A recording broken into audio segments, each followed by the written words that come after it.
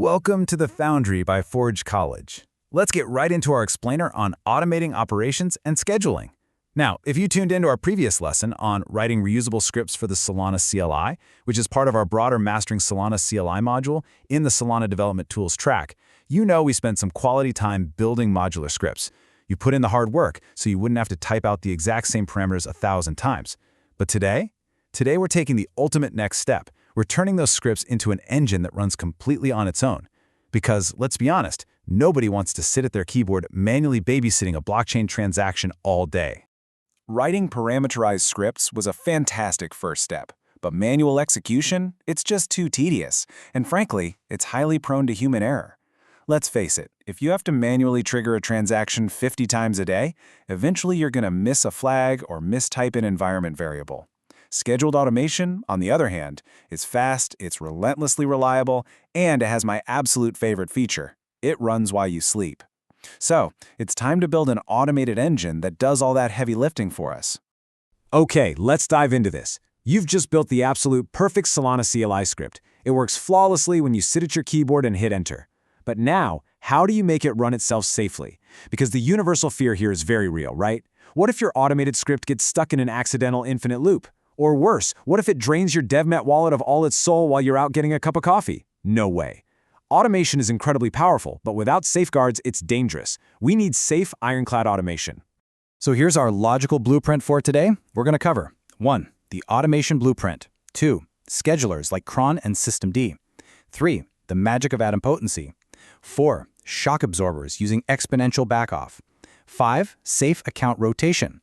And finally, number 6. Testing your automation engine. By the end of this explainer, you're going to transform from a manual typist into a true automation architect. Let's do it. All right, first up, Section 1, the automation blueprint from typist to architect.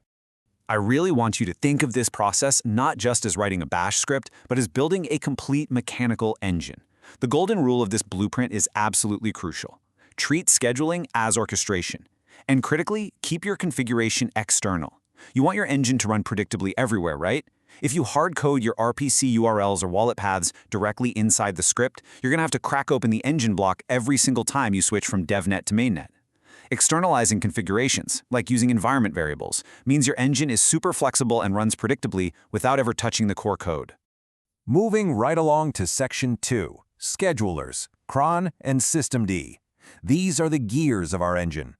If our script is the engine, these schedulers are the gears that actually keep the whole thing turning. For periodic Solana CLI jobs, you basically have two fantastic tools at your disposal. First is cron. This is your absolute go-to for simple, lightweight periodic jobs. Just using a simple syntax like */5 tells the server to run a job exactly every 5 minutes. It's incredibly straightforward. But if you need something a bit heavier with built-in logging and crash recovery, systemd is your robust service management tool. Both are excellent choices. It really just depends on how much native management your engine needs from the operating system itself. Okay, part 3, the magic of idempotency, the safety valve.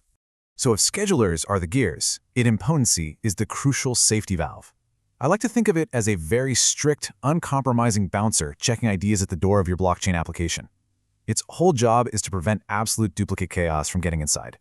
Mathematically speaking, idempotency is computing a stable operation ID from your inputs to ensure a transaction is executed exactly once.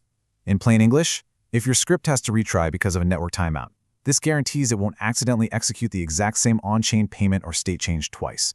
It basically makes your retries completely safe.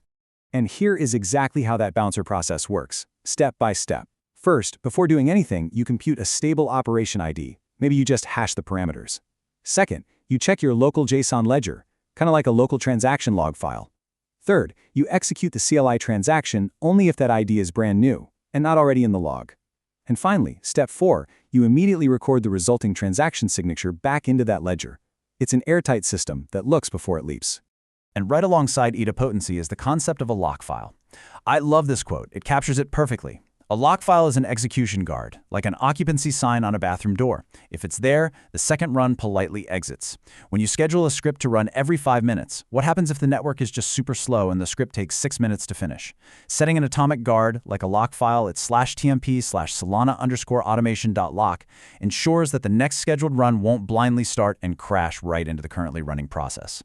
All right, let's shift gears to Section 4, shock absorbers, exponential backoff. Even the best engineered systems are going to hit some bumpy roads. In blockchain automation, those bumps are usually spotty network connections or temporary RPC limits. We need a way to absorb those shocks gracefully. With exponential backoff, notice how the sleep intervals between retries actually increase. 1 second, then 2 seconds, then 4 seconds.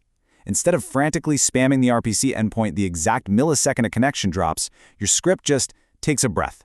It gives the network time to recover by waiting a progressively longer amount of time between each retry. It's literally the perfect shock absorber to keep your script from getting banned by your RPC provider. But what if the road is just completely washed out? Well, your script needs to be programmed to return a non-zero exit on persistent failure after, let's say, 3 retries. You just wrap your Solana CLI call in that exponential retry loop, and if the endpoint simply doesn't come back online, the script cleanly logs a failure and shuts down.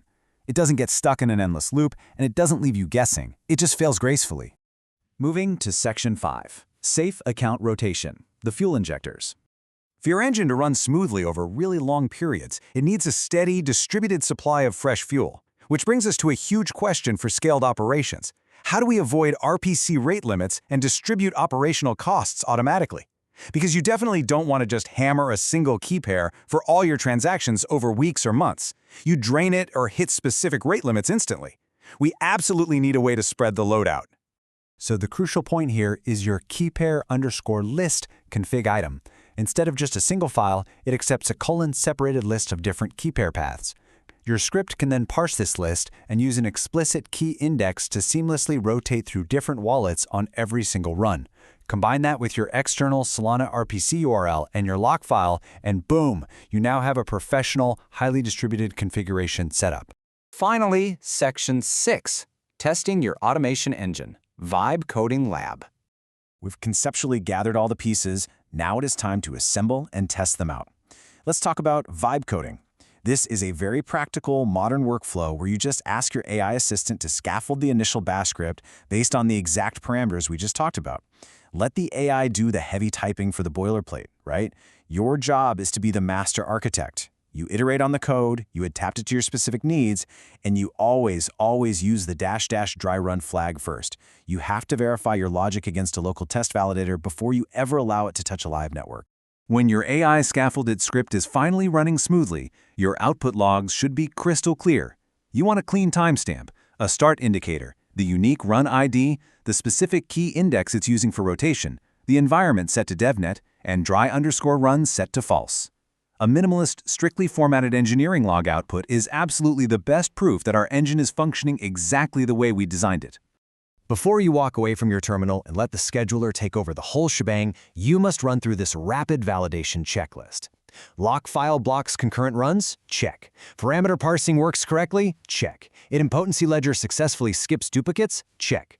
Retries trigger properly on an RPC block? Check. And accounts rotate via your keypair_list? Check. If these operational checks are solid, you can rest easy knowing your script will cause any expensive, on-chain disasters while you sleep. So here is your next step, your personal challenge. Take your newly built automation engine, your transaction demo, and run it completely unattended for 24 hours against a test cluster. Let the cron job or systemd timer just do its thing. Then come back and collect the logs to review its behavior. This is literally the ultimate rite of passage to prove your engine works before we move on to building even more complex multi-step workflows. I'll leave you with this final thought. If your automation engine runs flawlessly in the background while you sleep, what complex systems are you going to build next? The possibilities are truly endless once the manual busy work is safely automated out of the way. Thank you so much for joining me today. I highly encourage you to visit forge.college to learn more about this subject, dive into our community, and explore our other amazing Web3 related topics. Happy coding, and I'll see you in the next Explain.